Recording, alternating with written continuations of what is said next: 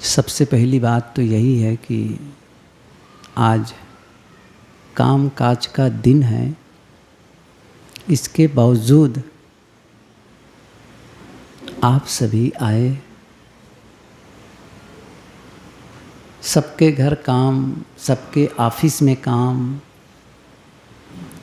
Company में काम, सारे काम छोड़कर आपने यहाँ आने का चुनाव किया। इसके लिए आप सबके प्रति ढेर सारी शुभकामनाएं हैं, धन्यवाद है। आप लोग के मन में एक भावना जगी कि साल में तो कई बार नहीं जा पाते हैं, लेकिन गुरु पूनम के अवसर पर तो हमें संतों के समीप जाना है, उनका सानिध्य लाभ लेना है, कुछ ज्ञान अर्जन करना है।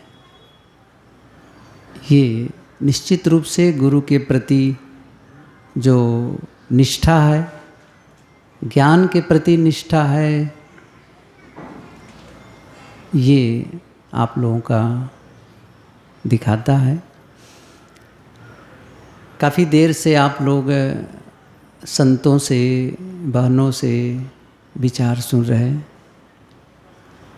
रोक दो, अभी उसको बंद कर दो, स्टॉप।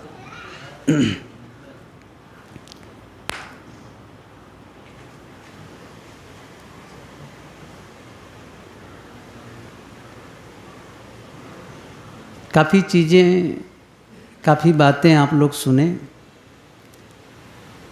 मन में हो रहा था कि क्या सचमुच हम सबको गुरु की ज़रूरत है?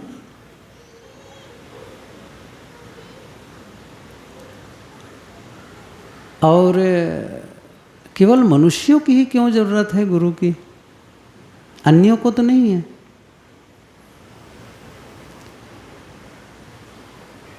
मनुष्य ही एक ऐसा प्राणी है जिन्हें सिखाना पड़ता है, क्योंकि प्रकृति मनुष्य को स्वतंत्रता देती है। पशु पक्षियों में परतंत्रता है, मनुष्य में स्वतंत्रता है। सोचने की, बोलने की, करने की, चुनाव करने की, ये स्वतंत्रता है। और इसी स्वतंत्रता के कारण मनुष्य में संभावना ज़्यादा है, संभावना ज़्यादा है।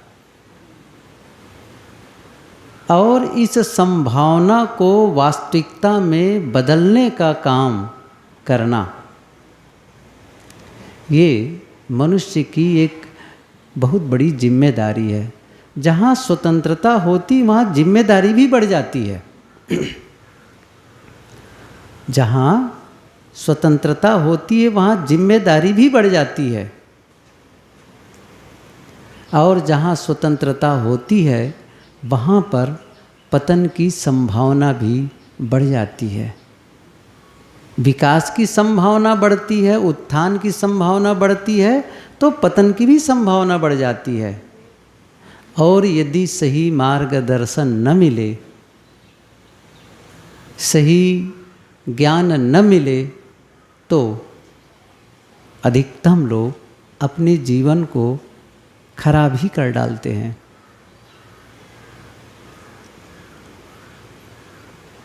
हर बात, हर काम सिखाना पड़ता है हम सबको। बच्चों को खाना, पीना, चलना, फिरना, पहनना, ओढ़ना, बोलना, सब कुछ तो सिखाया जाता है। पढ़ना, लिखना, सब कुछ सिखाया जाता है। कोई भी नया कुछ करना हो, मान लो उनको साइकिलिंग करनी है तो भी सिखाओ। अच्छा, तैरना है, स्विमिंग पूल में जाना है तो भी सिखाओ। कुछ भी करना हो, सब कुछ में सिखाना। लेकिन पशु पक्षियों को उनके जीवन गुजर के लिए अलग से कोई ट्रेनिंग की ज़रूरत नहीं होती है, अलग से कोई प्रशिक्षण की ज़रूरत नहीं होती है। और जैसे मैंने कहा जो संभावना है उस संभावना को पूरा विकसित कर लेना, अर्थात वहाँ आप पहुँच जाएं जहाँ आपकी संभावना है। जैसे एक बीज की संभावना है कि वह वृक्ष बन जाए, बीज में संभावना है कि उस वृक्ष बने, वृक्ष में फूल आए, फूल में फल आए, ये उसकी संभावना है। लेकिन यदि बीज को उपयुक्त भूमिका न मिले तो वो संभावना खत्म हो जाती है।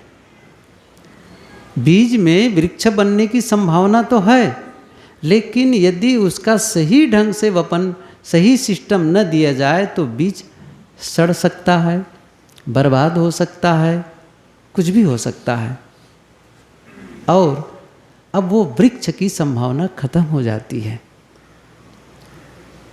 लेकिन बीज की सार्थकता किस में है कि वो पेड़ बने, फूल बने, फल आए। ऐसे ही मनुष्य की संभावना है क्या? वह सत्य को उपलब्ध हो, सत्य का अनुभव करे, गहरी शांति का अनुभव करे, दुख मुक्तता का अनुभव करे। एक ऐसा समय हमारे जीवन में आए कि सचमुच हम दुख रहित अवस्था में हों, निश्चिंत अवस्था में हों। ये संभावना है, हो सकते हैं। अब इस संभावना को पाने के लिए हमें मार्गदर्शन की ज़रूरत है। जैसे एक साइकिल चलाते, छोटे बच्चे जब साइकिल चलाते हैं, हम सब भी जब साइकिल सीखे थे तो कैसे सीखते हैं? कोई साइकिल चलाना जानने वाला यदि वो पूछे कि मुझे एक सरल तरीका बता दो साइकिल कैसे चलाते हैं, कैसे साधते हैं संतुलन, आप कैसे बताएंगे? आप कैसे बताएंगे? कहीं बता नहीं सकता, करके दिखा सकता हूँ, सही है ना? बता नहीं सकते आप कि ऐसा है। ऐसे ही है ये। एक चीज़ बताऊँ मैं कि जो ज्ञान है ना, वह ज्ञान किसी को दिया नहीं जा सकता है। अभी तक क्या हम सुनते हैं? गुरु का मतलब वह जो ज्ञान दे, गुरु का मतलब वह जो ज्ञान दे, और शिष्य वह जो ज्ञान ले। यही तो है ना। लेकिन एक सच्चाई क्या है? कोई भी आपको ज्ञान दे नहीं सकता, कोई भी नहीं दे सकता ज्ञान। क्या होगा? मार्ग बताया जा सकता है, मार्ग बताया जा सकता है,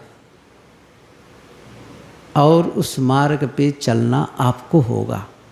जानकारी, जिसमें मैंने कहा ना साइकिल के बारे में या तैरने के बारे में, अच्छा कैसे तैरें ज़रा बताओ, कोई पूछे, अच्छा कैसे बताओगे उसको? क्या करना होगा? तैरो, साइकिल चलाओ और 2-4 बार गिरो, जैसे हम गिरे, 2-4 बार गिरो, चोट लगेगी, और ऐसा करते करते साध लोगे। ऐसा करते करते वो साइकिल चलाना आ जाएगा। तो वो चीज़ें जो साइकिल चलाना उसे आ गया, वो जो उसके बाद में वो कैसे चलाया, कैसे हुआ, कैसे कर रहा है, ये तो नहीं बताया जा सकता है, करके ही जाना जा सकता है। ऐसे ही कोई ज्ञान दिया नहीं जा सकता है, ज्ञान आप पा सकते हैं, दे नहीं सकते कोई। देखो इस चीज़ को समझो, थोड़ा सा क्लिष्ट है इस चीज़ को समझना। मैं क्या कहना चाहता हूँ, वो मार्ग बता सकता है, गुरु रास्ता बता सकता है, उस ज्ञान के आधार पर चलना आपको है। इसका मतलब यह हुआ कि कोई ज्ञान दे, अर्थात कोई मार्ग बताए, उस मार्ग पर आपके अलावा कोई दूसरा नहीं चलेगा। कि चलो गुरु कहो कि आप मेरे बदले चल दें, ऐसा कोई चल नहीं सकता है। जो मार्ग बताया उस मार्ग पर चलना आपको है। केवल मार्ग के बारे में जानने से कोई मंजिल नहीं पहुंच जाता है। कोई मार्ग आपको बता दे तो आप पहुंच नहीं जाएंगे। ऐसे ही साइकिल चलाने के लिए कोई बता दे तो आप चला नहीं पाएंगे, तैरने के लिए कोई बता दे तो आप तैर नहीं पाएंगे। आपको उसके लिए खुद एफर्ट करना पड़ेगा, खुद मेहनत करनी पड़ेगी, और एक समय आएगा कि आप करने लग जाएंगे।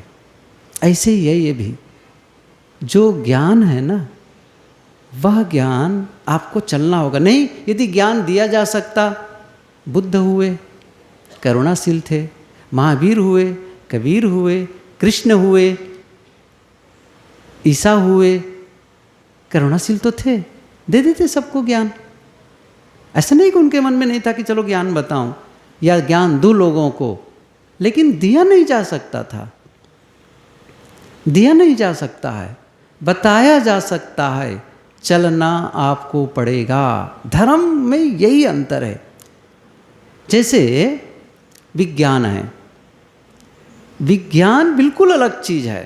विज्ञान में एक खोज किसने कर ली, किसी ने, उस खोज के बारे में फिर से आपको रिसर्च नहीं करना। जैसे बिजली, एडिसन ने बिजली खोज ली, अब खोज ली तो क्या हो गया, बिजली हम सबके घर में है। अच्छा, बटन दबाते हैं, उससे लाभ ले लेते हैं, बटन दबाते हैं, लाभ ले लेते हैं। अब उसको बिजली के बारे में बहुत गहरी जानकारी हो कोई ज़रूरी नहीं है, उसने कर दिया, काम बन गया। लेकिन बुद्ध ने सत्य का अनुभव किया, शांति का अनुभव किया, अब वो बता दे हम भी कर लें, ऐसा तो नहीं होगा ना, ऐसा तो नहीं होगा। अब क्या करना पड़ेगा, जहाँ से बुद्ध ने शुरू की थी वहीं से हमें भी शुरू करना पड़ेगा। ये थोड़ा अंतर है, वहीं से हमें भी शुरू करना पड़ेगा। वो रास्ता बताएगा कोई, अब चलना होगा। विज्ञान का ज्ञान हस्तांतरणी है, अर्थात एक जगह से दूसरी जगह बता सकते हैं आप। लेकिन जो धर्म का ज्ञान है, अध्यात्म का जो ज्ञान है, वह नहीं है।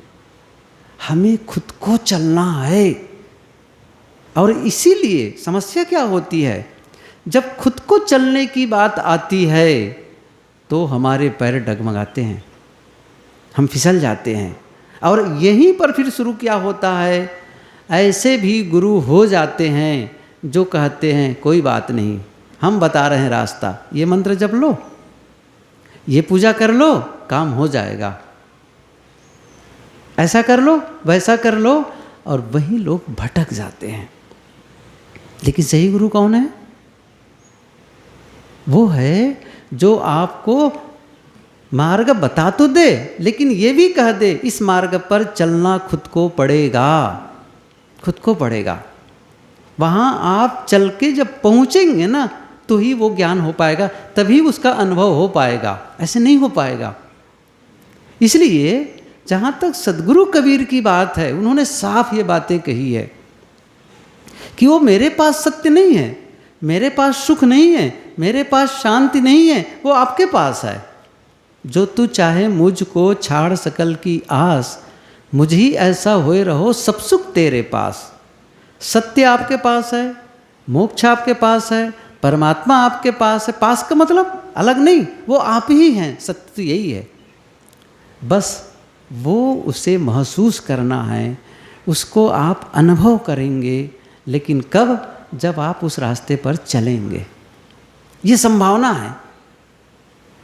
अब गुरु की आवश्यकता फिर क्या है, अब गुरु की आवश्यकता इसलिए है, जैसे आपके साथ में कोई गाड़ी का चलाने वाला बैठा हो, जानकार बैठा हो, जानकार बैठा हो, और आपको अब सीखना है, सीखना है गाड़ी चलानी, चाहे वो साइकिल हो, बाइक हो, कुछ भी हो, तो आप क्या निर्भय रहते हैं, क्या रहते, कोई बैठा तो है, कोई बात होगी गलती बताएगा, आप गिरेंगे तो भी चिंता नहीं करेंगे, क्या करेंगे, नहीं मैं सीख जाऊंगा। अब विश्वास क्या होगा, क्योंकि ये सीखा है, इस रास्ते से, वो रास्ता मुझे बता रहा है और मैं भी इस रास्ते पर चल करके वहाँ पहुँच जाऊँगा।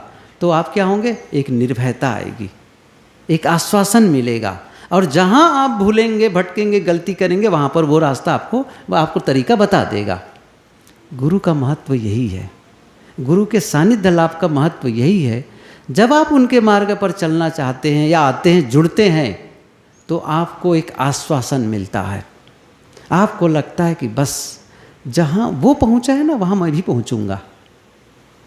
अब वो सहारा देंगे, बताएंगे, जहाँ गलती होगी वो सुधारेंगे।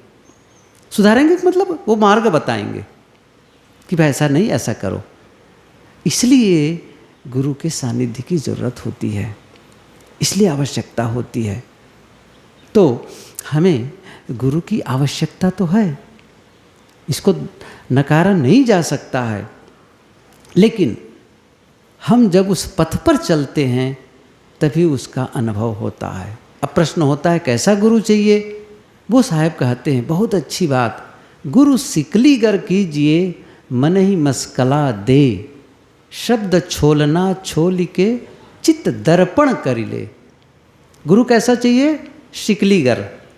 शिकलीगर को पता नहीं इधर क्या कहते हैं, एक पहले गांव में भी आता था कि एक साइकिल में बैठ करके जैसे कैंची को धार करना हो या चाकू को धार करना हो, किसी स्तूरे को धार करना हो, तो इतना बड़ा पत्थर गोल होता है ना, उस पत्थर पर लगा देते, उसमें वो धार हो जाता था, साफ कर देते थे, उसको सिकलीगर कहा जाता है। तो साहब सदगुरु का गुरु कैसा चाहिए? गुरु सिकलीगर कीजिए। क्या होगा वो सिकलीगर? क्या होगा? यदि उस औजार में उसमें जंग लगा हो, मोर्चा लगा हो, धार कम हो गई तो धार लगा देता है। बस यही काम है गुरु का। अब वो क्या करता है? शब्द छोलना छोली के, शब्द मतलब शब्दों के माध्यम से ही आपको दिशा निर्देश करेंगे, शब्दों के माध्यम से ही कि आपको उपदेश करेंगे, शब्दों के माध्यम से ही रास्ता बताएंगे, आपकी गलतियों को बताएंगे, आपको गढ़ेंगे, संवारेंगे, कहीं ज़रूरत पड़ेगी डांटेंगे भी। साहब ने जैसे कहा ना, गुरु कुम्हार शिष्य कुंभ है, गढ़ गढ़ काढ़े खोट, अंतर हाथ सहार दे बाहर बाहे चोट। गुरु कैसा हो? कुम्हार के समान हो। घड़ा बनाता है तो उसको मजबूती देने के लिए ऊपर से थापी मारता है, चोट करता है, लेकिन यदि गीला, घड़ा तो गीला है, अभी कच्चा है, तो टूट जाएगा, तो नीचे से सहारा देता है, नीचे से और ऊपर से ठोकता है। ऐसे ही है, वो आपको तराशेंगे, वो आपको निखारेंगे, लेकिन कब? जब आप समर्पित हों, शिष्य समर्पित हो। शिष्य अपने नहीं कहे मैं बहुत जानता हूँ, मुझे पता है ये सब चीज़ें जो आप बता रहे हैं, तब तो बात खत्म है, फिर तो सही है ना, बात खत्म है। फिर आपको क्या कहना है? सचमुच मैं नहीं जानता, मुझे बताओ। यदि जानता होता तब तो वो महसूस हो जाता, वो अनुभव हो जाता, लेकिन अभी मुझे अनुभव नहीं है। आप कह रहे हैं कि शांति का अनुभव करो, लेकिन मैं तभी अशांति का अनुभव कर रहा हूँ। आप कहते हैं कि सुख का अनुभव करो, मैं तो दुख का अनुभव कर रहा हूँ। आप कहते हैं प्रेम का अनुभव करो, मैं तभी नफरत का अनुभव कर रहा हूँ, घृणा का अनुभव कर रहा हूँ, द्वेष का अनुभव कर रहा हूँ। तो अनुभव तो नहीं है। जिससे मन शांत हो, जिससे मन निर्मल हो, तो वो जब अनुभव मुझे हो तो ही महत्वपूर्ण है। तो गुरु के ज्ञान को सुनना, गुरु के ज्ञान को मानना, गुरु के ज्ञान के अनुसार चलना भी, साहस भी करना, चलना भी, लेकिन मानना भर मत। मैंने क्या कहा? गुरु के जो उपदेश हैं, जो ज्ञान दे रहे हैं, जो वो कह रहे हैं, गुरु जो कह रहे हैं उसको मानना भर मत। अच्छा, मानना कब? जो अनुभव में आ जाए, अनुभव में आ जाए, वही मानना असली है। नहीं तो जब मान लेते हैं तो चलना रुक जाता है। सही तो कह रहे हैं, ठीक है ना, बस। जैसे ही आप मानना शुरू किए तो आपका चलना थम जाएगा। क्या कहेंगे? आप कह रहे हैं वो सच हो सकता है, लेकिन मैं चल के उसका अनुभव करना चाहता हूँ, मैं जानना चाहता हूँ। और जब जान लूँगा और जब महसूस हो जाएगा मुझे भी, तब मैं अपने आप, उसको फिर मानने की जरूरत नहीं, वो तो हो ही जाएगा, भीतर अपने आप एक्सेप्ट हो जाएगा, स्वीकार हो जाएगा। इसलिए करना है, चलना है। ज्ञान तो हमें चारों तरफ मिल रहे हैं। मतलब मैंने कहा ज्ञान आप पा सकते हैं, उपलब्ध है, लेकिन आपको करना पड़ेगा, आपको चल कर के अनुभव करना पड़ेगा उसका। तो गुरु कैसा चाहिए? शिकलीगर चाहिए, ये जरूरी है। नहीं तो होता क्या है, जनरली चारों तरफ भटकाने वाले साधन हैं। हम लोग जो गुरु वंदना करते हैं ना, क्या है गुरु वंदना में? वंदना का मतलब है आभार व्यक्त करना, कृतज्ञता ज्ञापित करना। एक है प्रार्थना और दूसरी बात है वंदना। प्रार्थना का मतलब हम कुछ मांग करते हैं, मांगते हैं।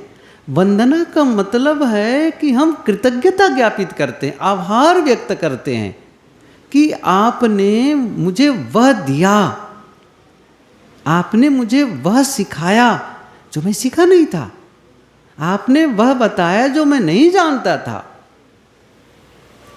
मैं नहीं जानता था, आपने वो बताया, तो इसके प्रति आभार है।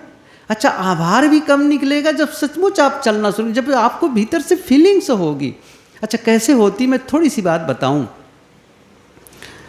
जब ज्ञान नहीं मिला होता है, सद्गुरु संतों का सानिध्य नहीं मिला होता है, तब क्या होता है उनका जीवन, वो कब बताते हैं?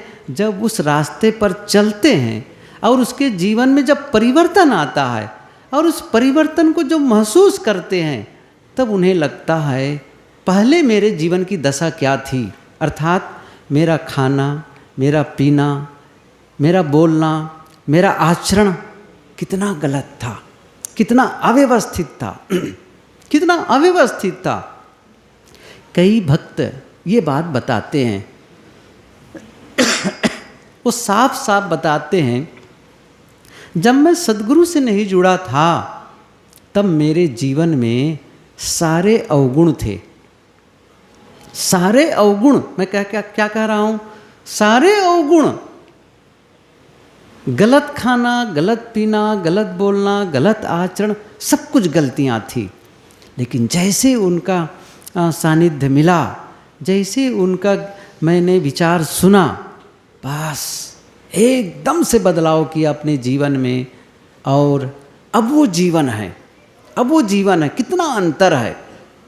एक आदमी, कल्पना करिए इस चीज़ को, जंगल में भटक गया हो, कल्पना करिए जंगल में भटक गया हो, रास्ता नहीं मिल रहा हो, भूखा हो, प्यासा हो, जंगली जानवरों का भी भय है, चोर डकैत का भी भय है, अब एकदम दुखी और परेशान है।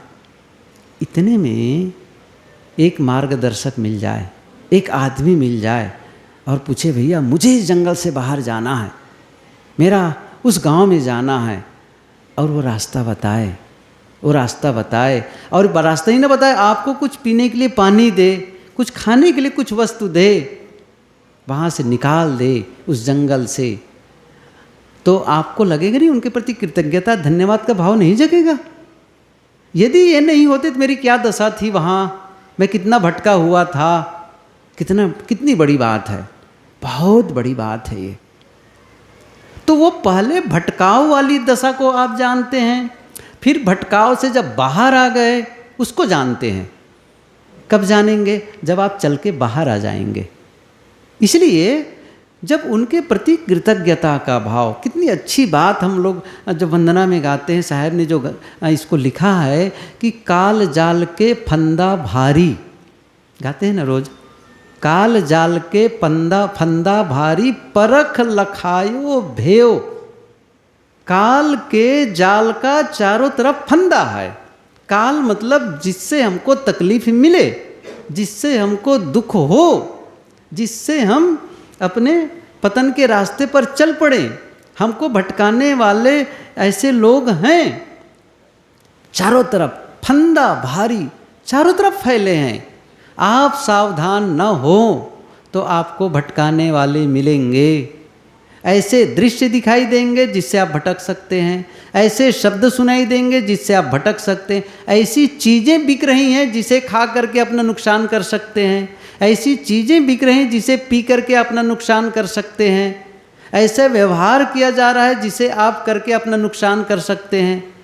साहब कितने फैले हुए चारों तरफ, और बहुत सरलता से मिलने की संभावना है, बहुत सरलता से, बहुत सरलता से वो चारों तरफ फैले हुए हैं। साहब क्या करें? और मुझे भटकाने वाले, विभिन्न मत पंथों में जाओ, भटकाने वाले हैं, ये मंत्र जप लो, ये तंत्र कर लो, ये पूजा कर लो, ये पाठ कर लो, इस नदी में नहा लो, भटकाने वाले हैं, भटकाने वाले हैं।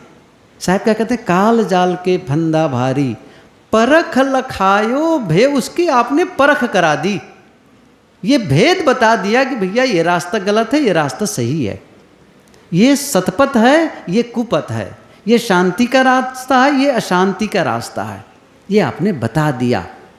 आप सचमुच, मैं कितना आपके प्रति धन्यवाद ज्ञापित करूं, कितना आभार व्यक्त करूं जो मुझे इस रास्ते में आप इसको बताए। आप कितनी गहरी पंक्ति है।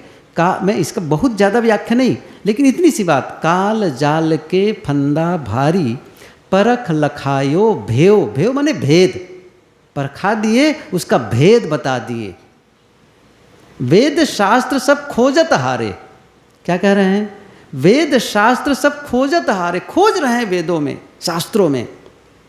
अथाह सागर है वाणी का, अनंत शास्त्रम बहुलाश्च विद्या, अल्पश्च कालो बहुविघ्नता चा, यत सारभूतम तदुपासनीयम, हंसो यथा क्षीर मिवाम विमध्यात्। इतने शास्त्र हैं धर्म के, इतने शास्त्र हैं, आपको कैसे पता चलेगा मैं कहाँ जाऊँ, किसको पढ़ूँ, क्या करूँ? नहीं जान सकते आप। लेकिन गुरु उन शास्त्रों का मंथन किया, मंथन किया, सार निकाला, और हमारे लायक जिस भाषा में हम समझ सकते हैं, जिस शैली में समझ सकते हैं, वो शैली और वो भाषा, वो तरीका हमें उसने दी। वेद शास्त्र में खोजोगे तो नहीं पाओगे, वेद शास्त्र सब खोजा थारे, क्योंकि वेद और शास्त्र के पढ़ने वाले, तमाम धर्म शास्त्रों को पढ़ने वाले तो उलझे हुए हैं, वहाँ तो भटकने वाले की चांस है। वही तो बता रहे हैं कि भाई बलि दो, वही दो, कुर्बानी दो, ये करो, वो करो, ये रास्ता। कितने भटकाने वाले हैं, कैसे जानेंगे कोई सच रास्ता है? नहीं जान सकते हैं। जैसे मधुमक्खी होती है ना, मधुमक्खी फूलों में जाती है और फूलों से पराग लेती है, और ले करके छत्ते पे क्या रखती है? मध इकट्ठा करती है। वो कितना स्वादिष्ट होता है और कितना हमारे लिए वो महत्वपूर्ण होता है। ऐसे ही विभिन्न शास्त्रों का पराग लेकर के, मध इकट्ठा करके, हनी शहद इकट्ठा करके सद्गुरु हमें देते हैं, जो हमारे लिए डाइजेस्ट होता है, हम पचा सकते हैं। तो क्या कह रहे हैं साहब कि भाई वेद शास्त्र का सब खोज जाता हारे, मरम न जाने के, किसी ने मरम नहीं जाना, लेकिन आपने उसका मरम बता दिया, आपने मरम बता दिया। हमको उसकी झंझट नहीं करना है कि मैं वेदों को छानूं, शास्त्रों को छानूं, नहीं, आपने वो रास्ता बता दिया। मुझे अब उस रास्ते पर उसको छान करके जानना कोई ज़रूरत नहीं है। क्या कर रहे? आपने वो रास्ता अब बस चलना है मुझे उस रास्ते पर। गुरु समान और नहीं दाता, क्या कहते हैं? गुरु समान और कौन दाता? गुरु के समान कौन दाता है? दान देने वाला। बहुत सारे धन के दान देने वाले हैं, कपड़े के दान देने वाले हैं, भोजन के दान देने वाले हैं, बहुत सारे। कहा जाता है एक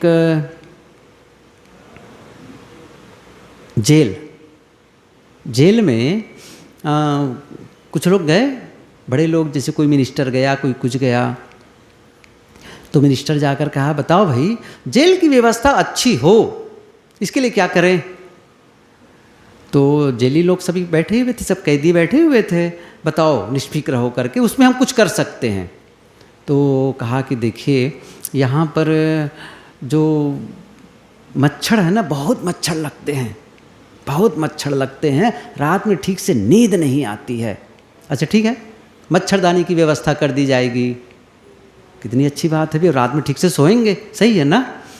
फिर दूसरा आया और क्या कहता है, आप बताओ क्या करें, आपके लिए कोई अच्छी चीज़ कर सकते हैं। उसने कहा देखो भाई, साफ़ सफाई नहीं रहती यहाँ पर, टॉयलेट में जाओ तो दुर्गंधी रहती है, वहाँ जाओ तो वो रहता है, किचन में देखो साफ़ सफाई नहीं रहती। अच्छा ठीक है, हम अब सफाई की स्पेशल व्यवस्था कर देते हैं। बहुत अच्छी होगी, अच्छी व्यवस्था है। अब क्या हुआ, तीसरा आया, उसने कहा आपको क्या चाहिए बताइए। उसने कहा कि देखो भाई, ठंडी का मौसम आ गया और कंबल ही ठीक से नहीं मिल रहे हैं ओढ़ने के लिए, रात में ठंडी लगती। अच्छा ठीक है, हम सबको कंबल बंटवा देंगे, जो चाहोगे वो मिलने वाला है। बहुत अच्छी बात है, बहुत अच्छी बात है। फिर क्या हुआ, एक दूसरा आया, समझ लो राष्ट्रपति पहुंच गया, क्या चाहिए आप लोगों को? तो वहाँ जो कुछ लोग थे कहा, हमें आप सब कुछ दे सकते हैं, सब कुछ कर सकता हूँ मैं, जो चाहो मैं कर सकता हूँ। उसने कहा बहुत अच्छी बात है, तो एक काम करिए, आप एक काम करिए, हमें इस जेल से छुट्टी दिला दीजिए, हमें इस जेल से छुट्टी दिला दीजिए। मुक्त कर दस्तखत कर दीजिए, आप सारे जेली यहाँ से कैदी जो है रिहा कर दिए जाएं। वादा किया था, सही है ना?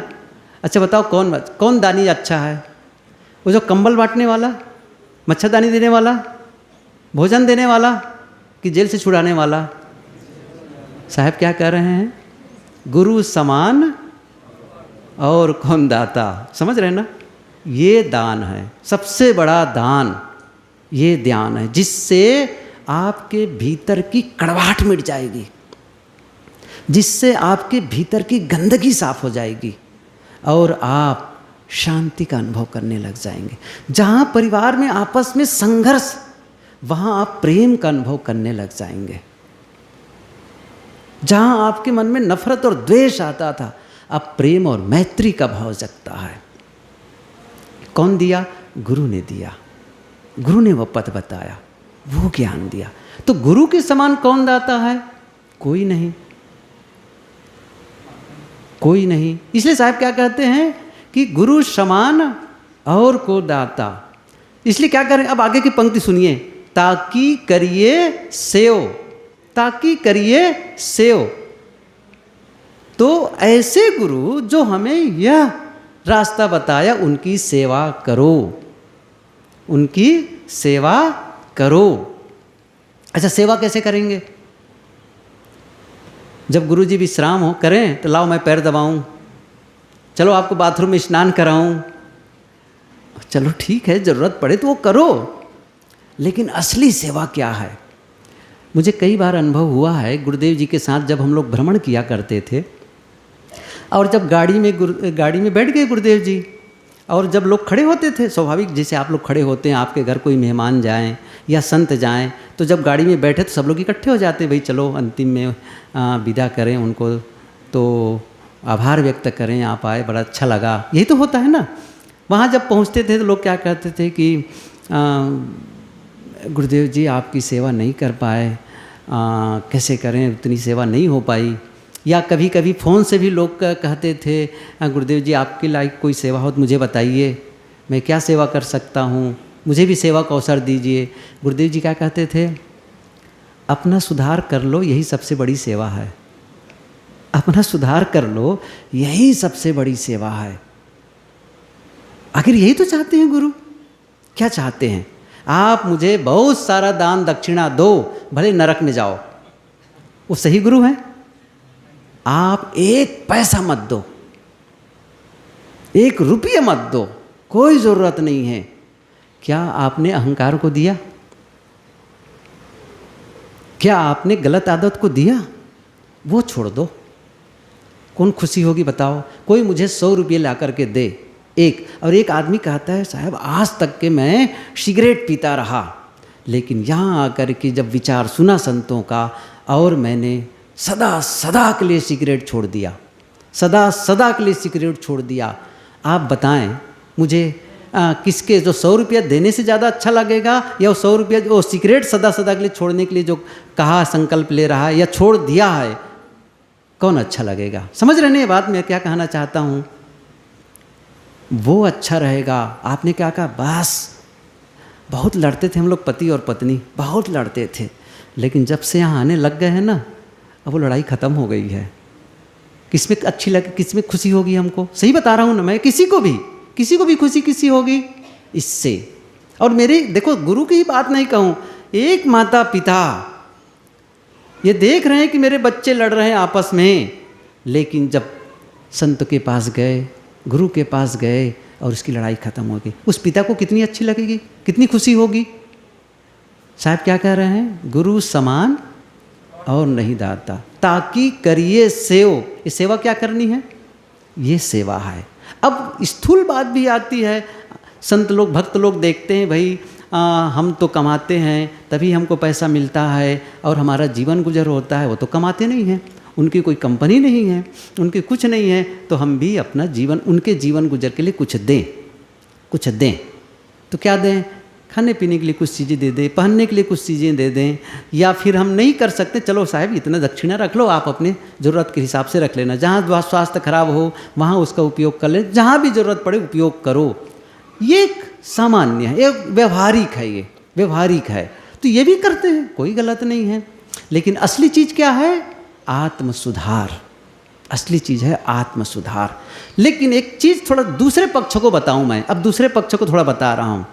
आपके द्वारा दान मिला, आपके द्वारा श्रद्धा मिली, अब मेरी एक बहुत बड़ी जिम्मेदारी हो जाती है उस श्रद्धा को पचाना, उस दान का उपयोग सही तरीके से करना।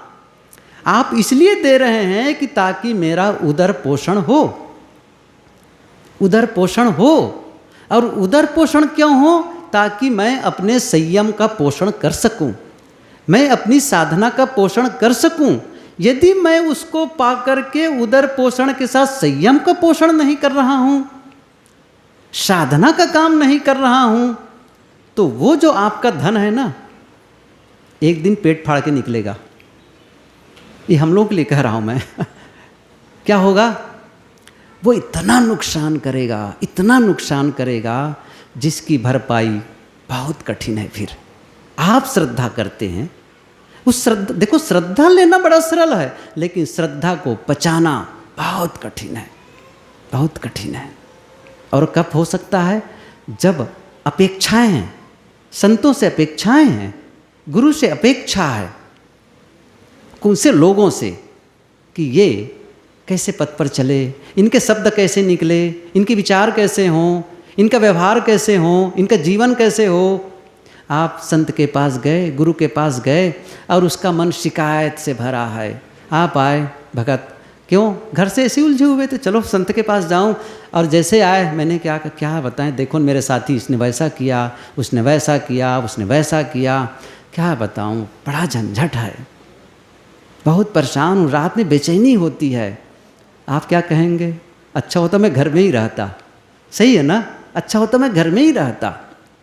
इसका मतलब मैं संयम का पोषण नहीं कर पा रहा हूँ, साधना का काम नहीं कर पा रहा हूँ, तो आपकी श्रद्धा का मैं रिटर्न नहीं दे पा रहा हूँ, आपके धन का मैं रिटर्न नहीं दे पा रहा हूँ, वापस नहीं कर पा रहा हूँ।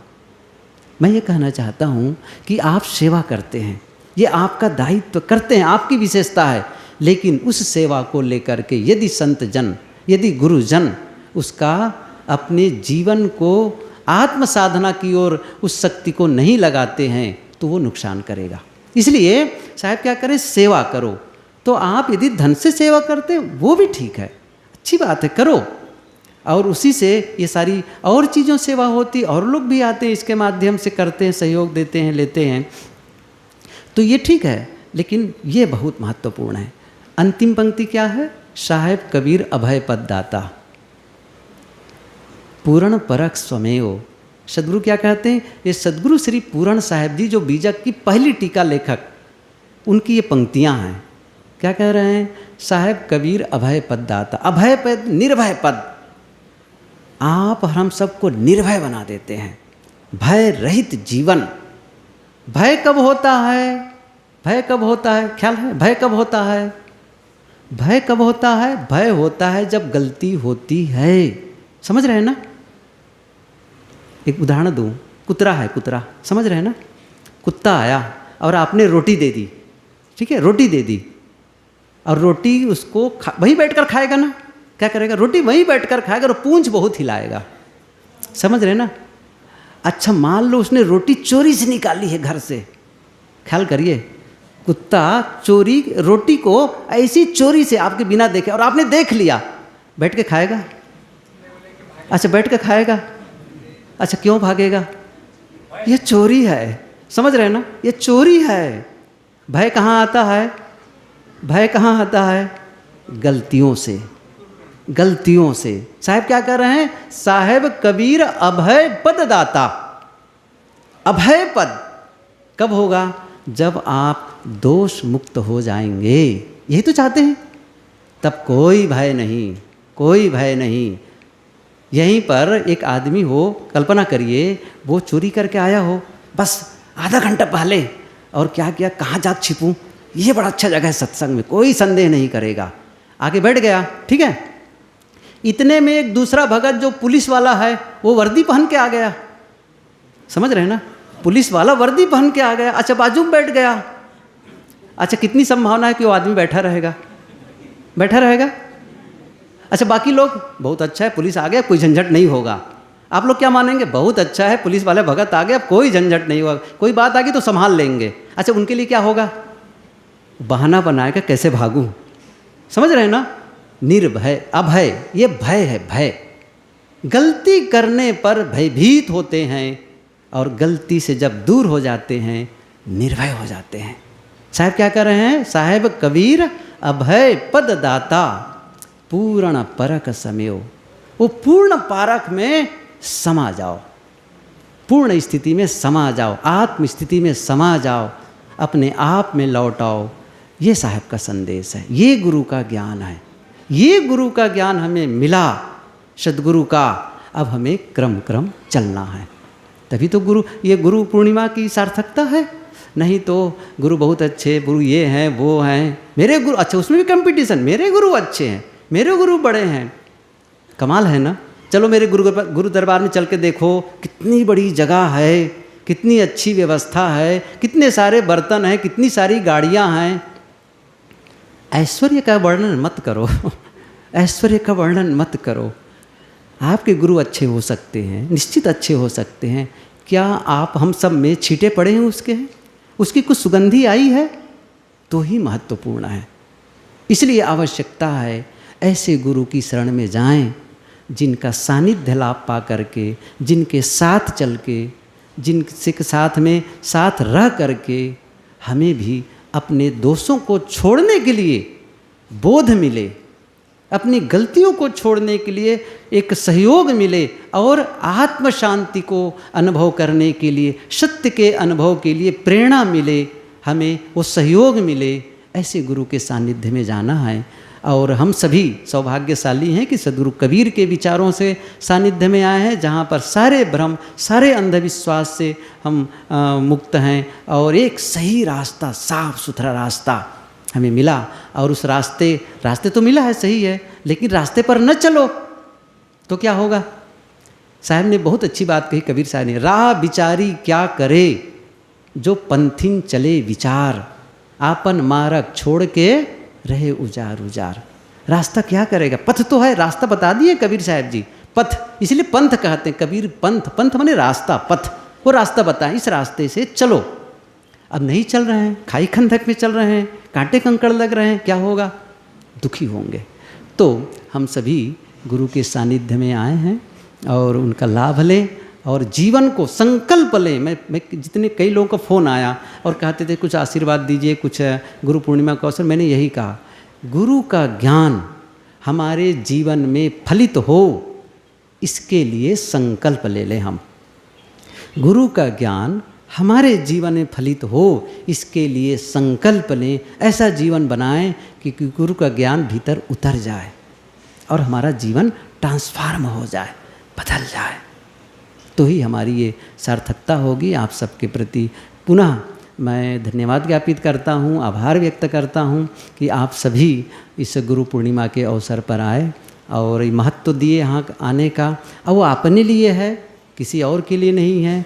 और हम सबको भी इस अवसर पर आप लोगों के बीच रहने का और कुछ विचार कहने का अवसर मिला। और जो बात मैंने आप लोगों से कही है, वो बात मैं अपने आप से भी कही है, वो बात मैंने अपने आप से भी कही है। मेरा भी दायित्व है, मैं भी वही करूं जो सचमुच अपने जीवन में मुझे करना है।